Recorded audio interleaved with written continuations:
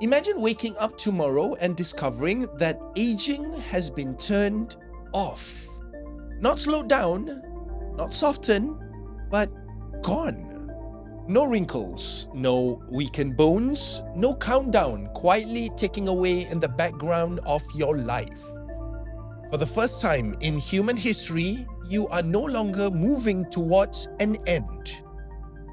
You're simply moving forward. It sounds like a miracle. It sounds like cheating fate. It sounds like everything we've ever dreamt of.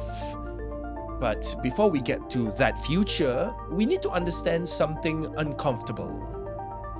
We don't die because we grow old. We die because our bodies break faster than we can repair them. Aging is the slow collapse of maintenance. 1,000 small cracks forming beneath the surface until one of them becomes the reason our story ends. For most of human history, those cracks form much earlier. People rarely live long enough to even worry about aging. But today, we do. And that changes everything.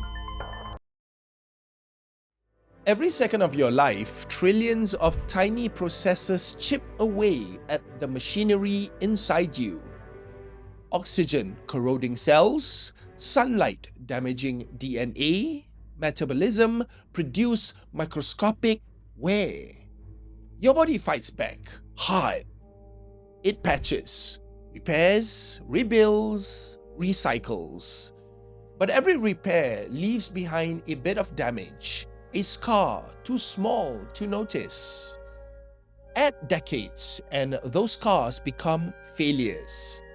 Bones thin, muscles shrink, memories falters. The immune system forgets how to defend you. Aging isn't a disease. It's the accumulation of every fight your body ever won until it can't win anymore. But what if we could stop those losses from piling up? Quietly, without most people noticing, longevity research has entered a new era. For the first time, scientists aren't just studying what aging does. They are learning how to slow it, alter it, and in some cases, reverse it.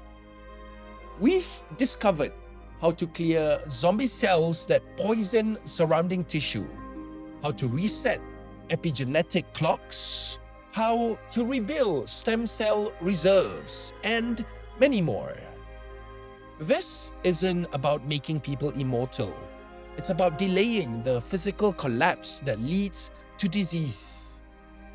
Medicine today works like this. We wait until something breaks, then fight the problem as the patient gets worse. Life extension flips the rulebook. Prevent the breakdown before it happens. Instead of curing cancer, heart diseases, diabetes, dementia one by one, what if we prevent the damage that caused all of them at once? Suddenly, the idea of reaching 120 in good health stops sounding impossible. Maybe 150, maybe more. The question isn't, can we anymore? The question is, what happens when we do? A world without aging does not mean a world without death. Accidents, infections, disasters, these don't disappear. But the slow, predictable decline that fills hospital with the elderly, that could end. And that forces us to confront questions humans have never had to answer. If people lived 150 years, would careers last 80? Would retirement even exist? Would relationships survive a century? Would having children feel optional or overwhelming? Would humanity slow down or speed up? If every life stretches across 2 centuries, the urgency of youth disappears. People might take 40 years to decide who they want to be. A lifetime becomes a landscape, not a deadline. There's a darker side to this. Population might explode, resources might strain, inequality could deepen if only the rich can access longevity. And the worst of all, the same people in power might stay there indefinitely. A world without aging is not automatically a better world. It's simply a world without a universal timer, and humans have never lived without one. So let's imagine the moment aging stops for you personally. No more grey hair, no gradual weakening, no fragile bones waiting to break. Your body settles into a stable version of you, a you that doesn't slowly fall apart. At first, it feels liberating. Then it feels surreal. Then you start asking yourself questions you never had to confront. If I don't age, when should my life end? Would living longer make life more meaningful or less?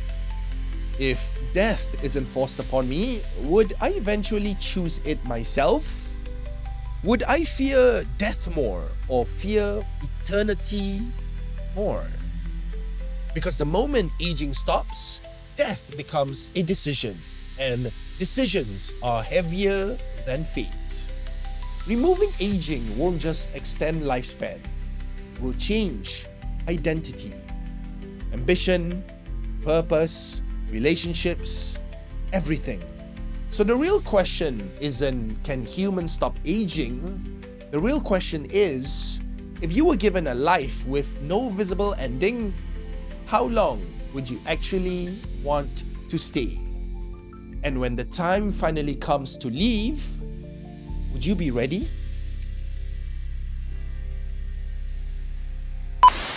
Here's the bare truth, my friends. If I was given the chance to live forever, I would. Without hesitation. Thank you.